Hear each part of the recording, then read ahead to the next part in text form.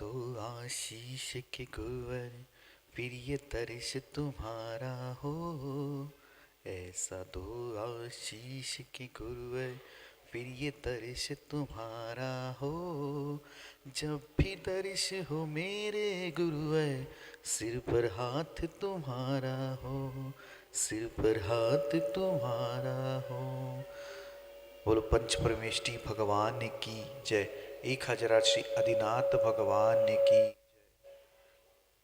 जय। बोलो आचार्य भगवान गुरुवर श्री विशुद्ध सागर जी महाराज की जय। जय बोलो मुनि श्री सुप्रभ सागर जी महाराज की जय। मुनि श्री प्रणत सागर जी महाराज की जय। जय जन बंधु, स्वागत करता हूँ मैं आप सभी का आपके लोकप्रिय कार्यक्रम सम्यक समाधान में। एक ऐसा कार्यकारी उपाय, एक ऐसा प्लेटफॉर्म जिसके माध्यम से देश विदेश के श्रावक गण के मन में उठने वाले विकल्प है, उन विकल्पों का सम्यक समाधान साक्षात पंचम परमेष्ठी साधु परमेष्ठी मुनि सुप्रभ सागर जी महाराज के मुखारविंद से हम सभी प्राप्त कर रहे हैं। कैसा वह अहोभाग्य का क्षण होगा और यह कार्यक्रम है कि जिसके माध्यम से मुनिश्री अपने समय में से समय निकालकर हम सभी के लिए सम्यक समाधान प्रदान कर रहे हैं। उनकी यह महती अनुकंपा है कि समाज के ऊपर जिनके माध्यम से जो समाज में उठने वाले विकल्प है, जो मन में उठने वाले विकल्प है, उन विकल्पों का समाधान हम सभी प्राप्त कर रहे हैं। शुरू करते हैं आज के उस सम्यक समाधान की अनुपम बेला को। मुनि श्री प्रणत सागर जी महाराज से यह निवेदन करते हैं कि हे स्वामी, आपके इस अनूठी शैली से इस कार्यक्रम का संचालन करते हुए गति प्रदान करें। नमोस्तु नमोस्तु नमोस्तु महाराज जी। ओम नमः सिद्धेभ्यः। नमः श्रीवर्धमानाय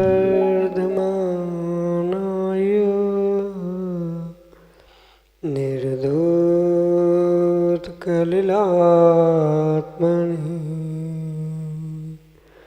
सालोकानां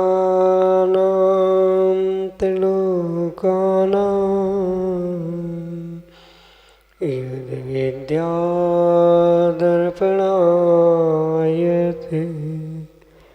यद्विद्यादर्पणायते।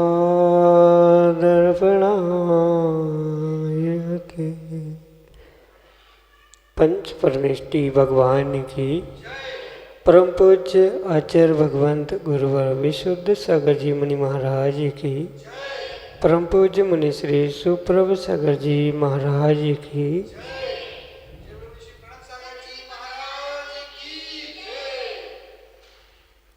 एक छोटा सा विकल्प, एक छोटा सा कांटा शरीर में लगा है तो वह पूरे शरीर को दुखदायी होता है, और यदि एक छोटा सा विकल्प आत्मा में है तो आत्मा को अनंत संसार में भटका देता है।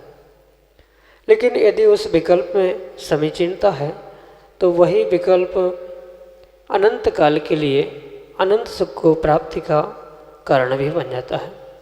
निर्णय हमारा स्वयं का है कि हमें अपने विकल्प को समीचीनता प्रदान करना है या अनंत संसार में भटकना है। अनंत सुख को प्राप्त करना है तो अपने विकल्प को समीचीनता देने की आवश्यकता है, और यदि उस समीचीन विकल्प का सम्यक समाधान हमें जब किसी निर्ग्रंथ गुरु से प्राप्त हो जाता है तो वही हमारे आत्मकल्याण का साधन बन जाता है। ऐसे आत्मिक सुख की प्राप्ति का एकमात्र कार्यकारी उपाय समीचीन विकल्पों का सम्यक समाधान, जो कि हम सभी प्रतिदिन आगम के परिप्रेक्ष्य में परम पूज्य मुनि श्री सुप्रभ सागर जी महाराज के मुखारविंद से प्राप्त कर रहे हैं। प्रारंभ करते हैं आज का सम्यक समाधान। और आज के पहले विकल्प के लिए श्रीमती चंदा जैन, डॉक्टर मगन जैन, आष्टा मध्य प्रदेश से परम पूज्य मुनि श्री के श्री चरणों में कोटि कोटि नमोस्तु निवेदित करते हुए अपना समीचीन विकल्प रख रहे हैं कि महाराज जी, आगम में प्रचला का क्या आशय है, प्रचला दर्शनावली किसे कहते हैं, इसमें आत्मा की अवस्था कैसी होती है। हमारे समीचीन विकल्प का सम्यक समाधान करने की अनुकंपा करें। नमोस्तु महाराज जी, नमोस्तु। ओम नमः सिद्धम। परम पूज्य आचार्य भगवान गुरुवर विशुद्ध सागर जी महाराज की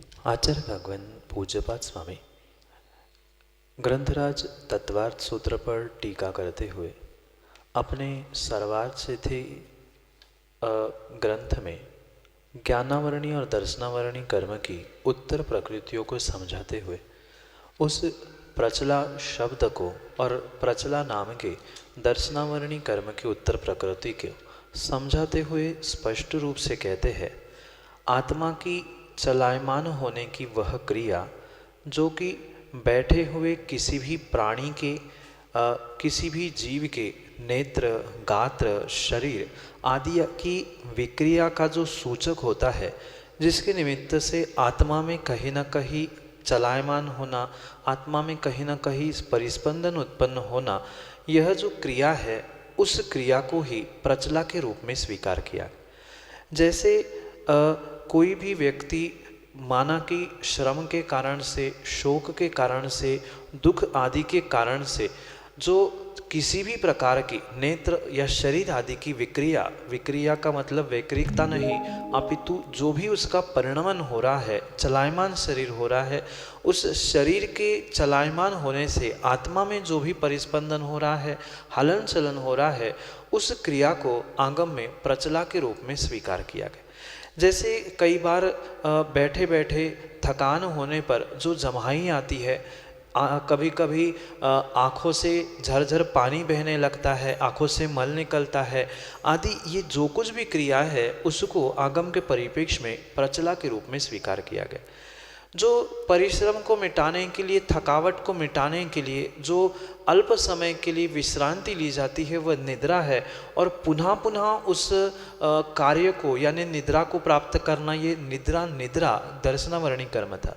और इसके उपरांत जो प्रचला के विषय में आचार्य भगवान ने समझाया है उसे विशेष करके शोक, दुख, श्रम, मद आदि आदि के निमित्त से जो भी शरीर के नेत्रों के कषाय के भी निमित्त से कभी कभी आँखों का फड़कना, होठों का फड़कना आदि हुआ करता है, दुख के शोक के कारण से आँखों से अश्रुओं को बहना होता है। कुछ ऐसे भी जीव होते हैं जिनके सतत आँखों में से पानी बिना दुख के, बिना शोक के बहता है, किसी के मल आँखों से बहता है, नाकों से बहता रहता है। तो ये जो कुछ भी शरीर का परिणमन हो रहा है उस श्रम के, मद के और शोक आदि के निमित्त से ऐसी उस गात्र की यानी शरीर की, नेत्रों की, आँखों की जो परिणति हो रही है, क्रिया हो रही है, जो कि आत्मा के परिस्पंदन के लिए, आत्मा के योग के लिए निमित्त बनती है, उसे ही सामान्य भाषा में प्रचला कहा जाता है। और उस समय पर स्वाभाविक सी बात है, जैसे शरीर का परिणमन होगा वैसे ही आत्मा में हलन चलन होगा, और आत्मा का हलन चलन ही वास्तविकता में योग के रूप में स्वीकार किया गया। भले ही मन वचन काय को योग कहा है, पर वह बहिरंग निमित्त है, साक्षात आत्मा का परिस्पंदन ही योग कहा जाता है। इसलिए प्रचला के समय में, प्रचला दर्शनावरणी कर्म के उदय में आत्मा का प्रति समय परिस्पंदन होता है, क्योंकि आँखों से पानी बहते समय शरीर में जो भी परिणमन हुआ, शरीर यानी काय योग में परिणमन हुआ, और काय योग का फल ये मिला कि आत्मा में परिस्पंदन हुआ, और आत्मा का परिस्पंदन हुआ यानी कर्मों का आश्रयबंध वहाँ पर हुआ। ये उस प्रचला दर्शनावरणी कर्म की विशेषता को समझते हुए आत्मा के परिणमन और आत्मा के परिणाम आदि को समझने की अत्यंत आवश्यकता है, जो कि उस दर्शनावरणी कर्म के उत्तर प्रकृति के रूप में आचार्य भगवान पूज्यपाद स्वामी ने विस्तार से उस सर्वार्थ सिद्धि ग्रंथ में लिखा है। उससे भी आप विशेष मार्गदर्शन और विशेष खुलासा उसका प्राप्त कर सकते हो। संक्षेप से यही आपके लिए सम्यक समाधान। सुनील जैन सिंघई, मढ़ौरा, उत्तर प्रदेश से परम पूज्य मनीषी के श्री चरणों में बारंबार नमोस्तु निवेदित करते हुए अपना समीचीन विकल्प रख रहे हैं कि महाराज जी चतुर्थ काल की कुछ विशेषताओं का वर्णन करने की कृपा करें। नमोस्तु महाराज जी, नमोस्तु। चौथे काल की अगर कोई सर्वश्रेष्ठ महत्ता या महती भूमिका है तो चौथा ही काल ऐसा होता है जहाँ तीर्थंकरों का जन्म, तीर्थंकरों का निर्वाण आदि के निमित्त से पंच कल्याणक आदि को जीव प्राप्त करता है।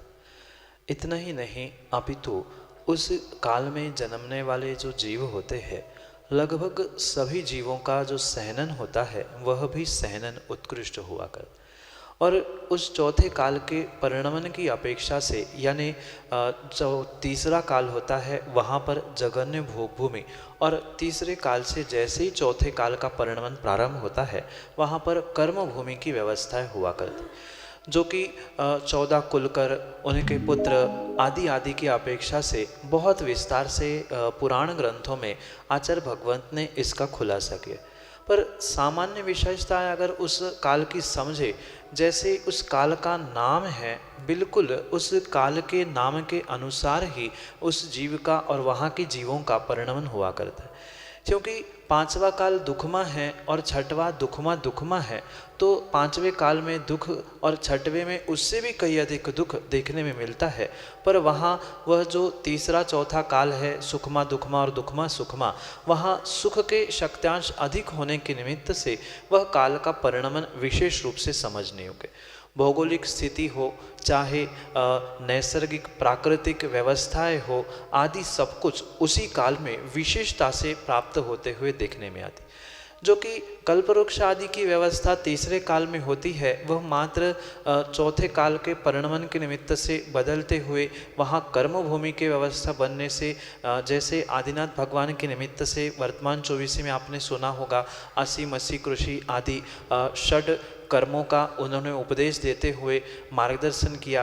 क्रम से जो 14 कुलकरों की संख्या इस काल में बताई जाती है, वह कुलकर ही कुलों की, परंपराओं की अनेक व्यवस्थाओं को बनाते रहते हैं, क्योंकि पहले भोग भूमि थी और अब कर्म भूमि की व्यवस्था में कैसे कर्म किया जाना चाहिए, क्या व्यवस्थाएं होती है, आदि सब कुछ विस्तार से आगम में आचार्य ग्रंथों ने वर्णित किया। और विशेष रूप से उन कुलकरों की उत्पत्ति, उन्होंने कौन से कुलकर ने क्या व्यवस्था बताई, कैसे कैसे कर्म भूमि का विकास होता गया, इसके विषय में पद्म पुराण, आदि पुराण, इन ग्रंथों में आचार्य भगवंत ने बहुत विस्तार से इसका वर्णन किया। विशेष करके आदि पुराण ग्रंथ में जब इस चौथे काल के निमित्त से जो परिणमन हुए हैं और उनकी जो विशेषता है, नैसर्गिक रूप से, प्राकृतिक रूप से, जीवों की ऊंचाई, सहनन आदि के निमित्त से बहुत विस्तार से आचार्य जिनसेन स्वामी ने उस आदि पुराण ग्रंथ में वर्णित की है। वहाँ से आप विशेष उसकी महत्ता समझ सकते। पर सामान्य रूप से उत्तम सहनन, धर्म की उत्कृष्टता, परस्पर में सौहार्दता, प्रेम, वात्सल्य आदि रूप वह चौथे काल का परिणमन होता है। और साक्षात तीर्थंकर के पंच कल्याणक इस कर्म भूमि में देखने का सौभाग्य प्राप्त होता है। वहाँ के जीव सहनन आदि के निमित्त से विशेष पुण्यात्मा हुआ करते हैं, क्योंकि तीर्थंकर भगवान का सामने अस्तित्व है। साथ में अवधि मनपरे ज्ञानी भगवान भी दिखते हैं, मुनिराज भी मिलते हैं, केवली भगवान, श्रुत केवली भगवान आदि का भी विचरण सर्वत्र देखने में आता है। उसके अलावा घरों की, महलों की और भी भौगोलिक व्यवस्थाएं हो, प्राकृतिक व्यवस्थाएं हो, ये इतनी सुखकारी होती है कि जिसका वर्णन लगभग सभी पुराण ग्रंथों के प्राथमिक पर्वों में किया गया है। अगर विस्तार से इसके विषय में और भी कुछ विशेषताओं को समझना है तो आपको आदि पुराण, पद्म पुराण जैसे महान ग्रंथों को समझने का, पढ़ने का पुरुषार्थ करने की आवश्यकता है। वहाँ से और विशेषताएं प्राप्त होगी। पर सामान्य रूप से उन पुण्यात्मा जीवों के निमित्त से पुण्य भूमि, पुण्य द्रव्य, क्षेत्र, काल, भाव आदि का परिणमन जो होता है, वह संक्षेप से आपके लिए सम्यक समाधान से। श्रीमती संध्या जैन, भानपुर, उत्तर प्रदेश से परम पूज्य मनीषी के श्री चरणों में बारंबार नमोस्तु निवेदित करते हुए अपना समीचीन विकल्प रख रहे हैं कि महाराज जी, अभिषेक के वस्त्र अखंड होते हैं, लेकिन जो विधानों में तैयार करके वस्त्र पहनते हैं, उन वस्त्रों को पहनकर अभिषेक कर सकते हैं या नहीं। हमारे समीचीन विकल्प का सम्यक समाधान करने की अनुकंपा करें। नमोस्तु महाराज जी, नमोस्तु। माँ, आप स्वयं ही उत्तर दे रहे हैं और आप स्वयं ही प्रश्न पूछ रहे हैं। जब आपको ये ज्ञात है ही कि आगम में परिपूर्ण रूप से अखंड वस्त्र से ही भगवान का अभिषेक, पूजा, निर्ग्रंथों को दान आदि देने की व्यवस्था लिखी है, तो किसी भी प्रकार से वर्तमान में बने बनाए, सिली सिलाई, धोती दुपट्टे आदि जो मिलते हैं, वह किसी भी प्रकार से आगम के परिप्रेक्ष्य में योग्य नहीं है। हाँ, तथाकथित वर्तमान में जो परंपराएं प्रारंभ हो रही है, देखा से कि कार्य प्रारंभ हो रहे हैं सुंदरता के पीछे, भौतिकता के पीछे और समय के अभाव के पीछे, वह परिपूर्ण रूप से एक शॉर्टकट है। और शॉर्टकट कभी भी राजमार्ग जैसे फल को, पुण्य को देने वाला हो नहीं सकता। कहीं ना कहीं उन वस्त्रों में जो डिज़ाइनर धोती आजकल बन रही है, दुपट्टे बन रहे हैं, या अन्य भी जो वस्त्र अभिषेक, पूजा, आहारदान आदि के निमित्त से बन रहे हैं, कहीं ना कहीं उनमें छेद होने के कारण से, सिलाई होने के कारण से वह अखंड नहीं रहते। और जो डिज़ाइनर धोती दिखी जा रही है वर्तमान में, उसको तो बिल्कुल उस सलवार जैसे या पायजामे जैसे बनाया जाता है, नाड़ी बांधकर वह धोती का रूप दिया जाता है। आगम के परिप्रेक्ष्य में वास्तव में वह धोती है ही नहीं है। धोती और दुपट्टा जो कि परिपूर्ण रूप से अखंड हुआ करता है, जिसमें किसी भी प्रकार की सिलाई नहीं है, किसी भी प्रकार का जोड़ नहीं है, किसी भी प्रकार का कुछ भी पीको भी नहीं किया है, सिलाई भी नहीं की है, वास्तव में वही अखंड धोती के रूप में स्वीकार किया। अगर किसी भी प्रकार की सिलाई है, जोड़ है, डिज़ाइन बनाई गई है, नाड़ा आदि डाला गया है, तो वह कभी किसी प्रकार से अखंड नहीं हो सकता। और अखंड जब वस्त्र का आदेश, अखंड धोती और अखंड दुपट्टा, ऐसे दो ही वस्त्रों की व्यवस्था मुनिराजों को दान देते समय और भगवान का अभिषेक पूजा करते समय जब वर्णित की है, तो उसके अन्य किसी भी प्रकार का वो जो वस्त्र है वह अखंड ना होने के कारण से अभिषेक, दान आदि के लिए उसका प्रयोग किसी भी प्रकार से नहीं किया जा सकता। भले ही वो दिखने के लिए कितने ही सुंदर क्यों ना हो, पर सुंदरता का अर्थ शुद्धि नहीं है। शुद्धि भिन्न है और सुंदरता भिन्न है। वह सुंदरता के पीछे कितने ही जोड़ जाड़ कर डिज़ाइनर धोती, सिली सुलाई धोती, दुपट्टे आदि पहने जा रहे हैं, पर आगम के परिप्रेक्ष्य में ये व्यवस्था व्यवस्थित नहीं है। अखंड वस्त्र जिसमें सिलाई, जोड़ आदि कुछ भी नहीं है, ऐसा ही अखंड वस्त्र शुद्ध होता है। उसको ही सोले का बनाकर अभिषेक आदि करने की आज्ञा जिनागम में दी है। यही आपके लिए सम्यक समाधान। अगले समीचीन विकल्प के लिए रोहित जैन, पुणे, महाराष्ट्र से परम पूज्य मुनिश्री के श्री चरणों में बारंबार नमस्ते निवेदित करते हुए अपना समीचीन विकल्प रख रहे हैं कि महाराज जी, मेरी 1 साल पहले शादी हुई, पर मेरी पत्नी मेरे माता पिता के साथ नहीं रहना चाहती। उसको लगता है कि मैं और मेरे घर वाले कंजूस हैं, जबकि वो बहुत फालतू खर्च करती है और चाहती है कि सब उसके हिसाब से रहे, और हम उसको कुछ बोलते भी नहीं। छुट्टी के दिनों में वो शुद्धि नहीं मानना चाहती, एवं उन दिनों में भी वह बाहर घूमकर बाहर का खाना चाहती है। वह अपने मायके चली गई है। वह जॉब भी करती है, कहती है कि मैं किसी पर निर्भर नहीं हूँ, और अगर माँ बाप से अलग रहो एवं 16 न मानो तो घर वापस आऊँगी, नहीं तो डिवोर्स लूँगी। तो ऐसी स्थिति में घर वालों को छोड़कर उसके साथ रिश्ता बचाया जाए या माँ बाप के साथ रहें। हमारे समीचीन विकल्प का सम्यक समाधान करते हुए हमारा मार्गदर्शन करने की अनुकंपा करें। नमोस्तु महाराज जी, नमोस्तु। संसार की असारता, दुखों की है अपारता। ये संसार ऐसे ही बहुत बड़े दुखों से असार कहा गया। जितना जितना दुख जीव इस संसार में प्राप्त कर रहा है, वह कहीं न कहीं अपने पूर्व कर्म के निमित्त से ही कर रहा है। जीव जितना जितना सुख खोजता है, वर्तमान में प्रत्येक जीव, प्रत्येक इंसान को उतना उतना ही दुख मिल रहा है। भले ही कर्मों की कैसी विचित्र लीला क्यों ना हो, पर जीव को इन दुख भरे, दर्द भरे इन घटनाओं को समझने के बाद तो कम से कम वैराग्य आने की आवश्यकता है।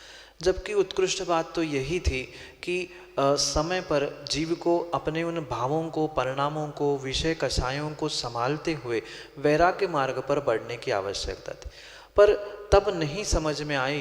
पर अब समय और परिस्थिति देखने के बाद तो कम से कम रोहित भाई, आपको उन दुखों से, उन विषयों से वैराग्य प्राप्त करने की आवश्यकता है। जब एक तरफ आपके परिवारजन, माता पिता है जिन्होंने आपको जन्म दिया है, और एक तरफ आपकी पत्नी जो आने वाले समय के लिए आपकी भोगाकांक्षाओं को पूर्ण करने वाली एक निमित्त मात्र वस्तु है। ये स्वयं का कठोर निर्णय करने का समय आ चुका है कि आपको चुनाव किसका करना है, क्योंकि सही समय पर सही चुनाव नहीं किया जाएगा तो जीवन की बहुत सारी चुनौतियों को सामना करना पड़ता है, और सही समय की सही चुनाव ही जीवन की चुनौतियों से बचाने के लिए निमित्त बन सकता है। इसलिए आपको तो सर्वश्रेष्ठ काम अब कम से कम ना आप घर के बचे ना घाट के बचे, ऐसी अवस्था में तो समझने की और संभालने की अपने आप को आवश्यकता है कि इस समय पर हमें क्या करना चाहिए। क्योंकि अगर एक तरफ जाते हो तो दूसरा हाथ टूटता है, और दूसरी तरफ जाते हो तो पहली वस्तु आपसे छूटती है। ये एक कठिन निर्णय है, क्योंकि मैं किसी भी प्रकार से आपको अगर निर्णय दूँ, माता पिता की बात कहूँ तो वो दूसरे जीव को दुखी करने के लिए मैं निमित्त बनूंगा, उसके साथ रहने की बात कहूँ तो कहीं ना कहीं उन माता पिताओं को दुखी करने के लिए निमित्त बन सकता हूँ। इसलिए ये सर्वश्रेष्ठ निर्णय आपको ही करना है कि हमें जिन्होंने जन्म दिया है उनके साथ रहना है, कि हमें जिनको जन्म देना है उनके साथ में रहने की आवश्यकता है, हमें जिनके उपकार है उनके उपकारों को समझने की आवश्यकता है, कि या जो हम भोगों में पापों में लिप्त होके हुए जो बेटा आपके साथ रहे नहीं रहे उसका कोई भरोसा नहीं है, उसके लिए भोगों के लिए किसी दूसरे के साथ रहना है, ये कठोर निर्णय आपको स्वयं से करने की आवश्यकता है।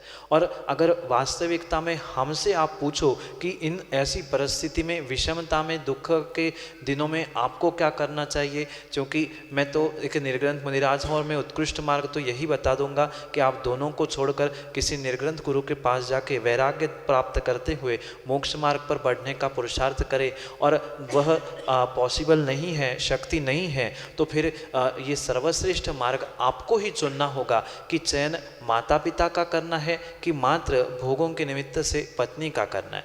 एक ने आपके लिए जन्म देते हुए परम उपकार किए हैं, और आने वाले समय में वह आपके लिए भोगाकांक्षा की पूर्ति के लिए एक निमित्त मात्र व्यक्ति बनने वाले। और मैं तो ये और विशेषता से कहना चाहता हूँ, जब एक साल में आपके सामने ये परिस्थिति आई है तो 10-20 साल बाद क्या होगा उसका भी आपको बहुत गहराई से विचार करने की आवश्यकता है। अभी तो आप मात्र 2 हो, माना कि 2 के 3 हो गए, 4 हो गए, और पुनः उन्होंने आपको पुनः धमकी दे दी तो आप अब 3 टुकड़ों में बैठ जाओगे, माता पिता अलग, पत्नी अलग, बेटे अलग, तो ये और कठोर निर्णय आपके साथ हो जाएगा। इसलिए ये निर्णय अभी आपको करना है कि माता पिता जिनका उपकार है उनके पास हमें रहना है, क्या जो हमारे लिए जन्म देने वाले माता पिता से ही दूर कर रहे हैं ऐसे जीव के साथ रहना है, इसका निर्णय आपको करना है। ये मात्र आपकी अकेले की व्यथा नहीं है, ये तो आपने बहुत बड़ी हिम्मत करके गुरु के पास ये समाचार भेजा है और विकल्प भेजा है, पर अधिकांश हमारे पास ऐसे कई युवा और कई जीव आते हैं जो निर्णय नहीं कर पाते हैं और इसी कारण से जीवन भर दुखी होते। मैं उन प्रत्येक युवाओं को यही समझाने का प्रयास करता हूँ कि समय पर सही चुनाव करने की आवश्यकता है, अन्यथा बहुत सारी जीवन की आपके जैसी ही चुनौतियों को सामना अवश्य ही करना पड़ता है। इसलिए आप स्वयं विवेक को प्राप्त करते हुए स्वयं के भीतर से निर्णय करें, क्योंकि दूसरे किसी का निर्णय व्यक्ति सहज से स्वीकार नहीं कर सकता। और अगर आपने विवाह शादी भी की है तो वो भी किसी के कहने पे बिल्कुल भी नहीं की है, जब आपका मन उसके लिए प्रवृत्त हुआ था तभी आप किसी कन्या को लेने के लिए पहुंचे थे। तो ये भी निर्णय आपको अपने मन से ही करने की आवश्यकता है कि हमें इस परिस्थिति में क्या करना चाहिए है। जो उपकारी है उनके उपकारों का बदला चुकाते हुए अपनी भोग विषयों को छोड़ते हुए उनकी सेवा करनी चाहिए, या उनको छोड़ते हुए मात्र स्वार्थी बनते हुए अपना ही पुरुषार्थ करना चाहिए।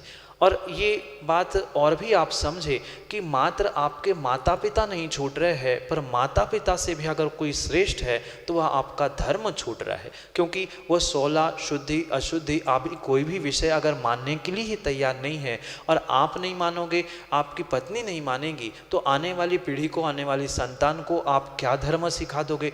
और आपके बेटों ने अगर आपसे कभी बड़े होकर ये पूछा कि पिताजी आपके माता पिता कहाँ हैं, तो आप क्या उत्तर दोगे, इसके बारे में भी सोचने की आवश्यकता है। क्योंकि व्यक्ति वर्तमान की मात्र भोगाकांक्षाओं को देखते हुए भविष्य को भूलता है और भूत को भी भूलता है। मात्र भविष्य के राग में और वर्तमान के राग में आप भूत को ना भूले, और भविष्य में भी आपके सामने बच्चों ने अगर प्रश्न खड़ा किया तो आपके पास कोई भी उत्तर देना नहीं होगा, क्योंकि जो भी आपकी संतान होगी, आने वाली पीढ़ी होगी, वह आपका ही अनुकरण करेगी। जब आपने अपने पत्नी के पीछे माँ बाप को छोड़ दिया है तो ये आप अपने उस पत्नी को भी समझाने का प्रयास करना कि आज हम माता पिता को छोड़ रहे हैं तो आप भी जब बूढ़े हो जाओगे, आपके भी बेटे होंगे तो वो भी आपको अकेले में छोड़ने के लिए, ओल्ड एज में छोड़ने के लिए, वृद्धाश्रम में छोड़ने के लिए विचार नहीं करेंगे। ये सारा विवेक उनको भी एक बार बिठालकर समझाने का प्रयास करें और वे मानने के लिए तैयार हो सो ठीक, नहीं तो मैं तो कहता हूँ उत्कृष्ट मार्ग मोक्ष मार्ग है, उस पर कदम बढ़ाए, क्योंकि सही समय पर सही चुनाव ही तुम्हें चुनौतियों से बचाएगा। यही आपके लिए सम्यक समाधान। अगले समीचीन विकल्प के लिए हमारे सामने हैं सुप्रण गुरु प्रयास से अर्चित जैन अपने समीचीन विकल्प के साथ। सागर। द्वय मुनिराजों के चरणों में मेरा त्रय बार नमोस्तु नमोस्तु नमोस्तु। मुनिश्री, मेरा प्रश्न यह है कि क्या सम्यक दृष्टि जीव भी कभी भटक सकता है? मेरे समीचीन विकल्प का सम्यक समाधान करने की अनुकंपा करें। नमोस्तु मुनिश्री। सम्यक दृष्टि जीव इस संसार में भटक भी सकता है और भटक नहीं भी सकता। वह अपने श्रद्धान से जब तक उसके पास सम्यक दर्शन है तब तक श्रद्धान से कभी भी नहीं भटकता, सम्यक दर्शन से कभी नहीं भटकता। पर वह सम्यक चारित्र से, सम्यक ज्ञान से कुछ अंशों में भटकने की संभावना है। जैसे जैसे जीव के कर्म होते हैं वैसे वैसे ही जीव कार्य करता है। अगर जीव का तीव्र चारित्र मोहनी का उदय आता है तो वह सम्यक चारित्र से भटकता हुआ संसार को दीर्घ कर सकता है। पर अगर वह सम्यक दर्शन में दृढ़ है, सम्यक दर्शन में नहीं भटका है, तो वह उस अपने सम्यक चारित्र को पुनः प्राप्त करते हुए संसार को अल्प अवश्य ही कर सकता है। इसलिए सम्यक दर्शन की अपेक्षा से सम्यक दर्शन की सत्ता में जीव कभी भी नहीं भटकता, पर सम्यक दर्शन की सत्ता में तीव्र चारित्र होने के कारण से वह इस संसार में भटकने के लिए निमित्तों को अवश्य ही प्राप्त कर सकता। एक दूसरी अपेक्षा भी यहाँ पर समझने की आवश्यकता है। क्षयोक्षमिक सम्यक दृष्टि या उपशम सम्यक दृष्टि जो हुआ करता है उसका एक निर्धारित काल हुआ करता है। उतने ही काल तक वह सम्यक दर्शन को प्राप्त करने के निमित्त से अन्य उसका जो काल होता है, माना कि उपशम सम्यक दर्शन का 48 मिनट का यानी अंतर मुहूर्त का काल कहा, उसके अलावा जो समय है वह उस समय पर श्रद्धा से भटक गया तभी तो मिथ्यात्व में पहुंचा, और मिथ्यात्व में पहुंचा है तो पुनः दीर्घ संसार में भटका है। ऐसे ही क्षयोक्षमिक सम्यक दर्शन के भी निमित्त से समझना होगा, उसका भी उत्कृष्ट जघन्य मध्यम काल की अपेक्षा से परिणमन समझना होगा। सम्यक दर्शन से च्युत होकर मिथ्यात्व को प्राप्त कर लिया, मतलब ही वह सम्यक से च्युत हुआ, सम्यक से भटका है। ये दोनों अपेक्षाओं से हमें कथनचित सम्यक से भटकने वाला सम्यक दृष्टि और सम्यक दर्शन से नहीं भटकने वाला भी सम्यक दृष्टि, इन दोनों अपेक्षाओं को समझने की आवश्यकता है, जो कि आपके लिए सम्यक समाधान से। जय जय। आप हम सभी लाभ ले रहे थे लोकप्रिय कार्यक्रम सम्यक समाधान का। प्रतिदिन यह कार्यक्रम YouTube चैनल सुप्रभ उवाच के माध्यम से प्रसारित होता है 5:13 पे। मुनिषी सुप्रभ सागर जी महाराज जी का नाम सुप्रभ, वाणी का पर्यायवाची नाम उवाच, सुप्रभ उवाच यह चैनल का नाम है। YouTube पे आप इसको सब्सक्राइब करें, लाइक करें, शेयर करें, ताकि अन्य लोग भी इसके माध्यम से अपने विकल्पों का समाधान प्राप्त करते हुए लाभान्वित हो। 8707548811 यह हमारा व्हाट्सएप का नंबर है, जो नीचे पट्टी पे, स्क्रॉल पे, फ्लिप पे चल रहा है। आप उसके माध्यम से भी अपने विकल्प हम तक पहुंचा सकते हो। samyak.samadhan@gmail.com यह हमारी ईमेल आईडी है। आप ईमेल के माध्यम से भी आपका विकल्प हम तक पहुंचा सकते हो एवं विकल्प का सम्यक समाधान प्राप्त कर सकते हो। प्रतिदिन शाम को 7:40 पे जिनवाणी टीवी के माध्यम से मुनिषी के प्रवचन प्रसारित होते हैं। आप सभी लोग घर बैठे मुनिषी के प्रवचन का लाभ ले सकते हैं। मुनिषी के प्रवचन अभी एक ऐसा ग्रंथ जो आज तक उजागर नहीं हुआ था, शिवकोटि महाराज रचित रत्नमाला, इस ग्रंथ पे मुनिश्री ने अपने ओजस्वी वाणी से व्याख्या करते हुए प्रवचन किए हैं। उस प्रवचन के अंश प्रतिदिन शाम को 7:40 पे जिनवार टीवी के माध्यम से प्रसारित होते हैं। घर बैठे आप मुनिश्री के प्रवचन का लाभ लेते हुए रत्नमाला इस ग्रंथ का स्वाध्याय भी कर सकते हैं। आज के लिए इतना ही। ऐसे ही नाविन्यपूर्ण विकल्पों के साथ हम आप तक जरूर पहुंचते रहेंगे। तब तक के लिए आप सभी को जय जिनेन्द्र। मुनिश्री के चरणों में कोटिशा नमोस्तु नमोस्तु नमोस्तु।